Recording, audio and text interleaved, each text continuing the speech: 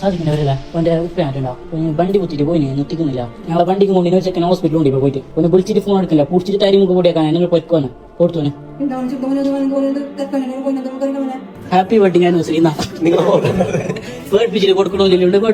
നോക്കൂ, ഈ ഒരു ഉമ്മയ്ക്ക് വെഡ്ഡിങ് ആനിവേഴ്സറിയുടെ ഭാഗമായിട്ട് കൊടുത്ത ഒരു സർപ്രൈസ് ഗിഫ്റ്റാണ്.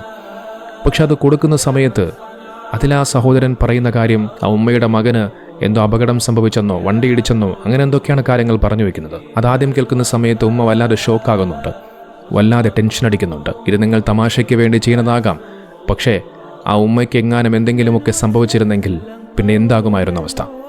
നമുക്കൊരു പ്രായമായ ഉമ്മയാണ്, അതും നിസ്കാരപ്പായി നിന്നും എഴുന്നേറ്റ് വന്നൊരു ഉമ്മ. ഒരുപക്ഷെ തൻ്റെ മകൻ്റെ ആഫിയത്തിന് വേണ്ടി, ദീർഘായുസിന് വേണ്ടി, അപകടത്തിൽ നിന്നും തൻ്റെ മകനെ അല്ലെങ്കിൽ മക്കളെ രക്ഷിക്കണമേ എന്ന് ദുആ ചെയ്തുകൊണ്ടായിരിക്കും ഒരുപക്ഷെ ആ ഒരു ഉമ്മ നിസ്കാരപ്പായി നിന്നും എഴുന്നേറ്റ് വന്നത്.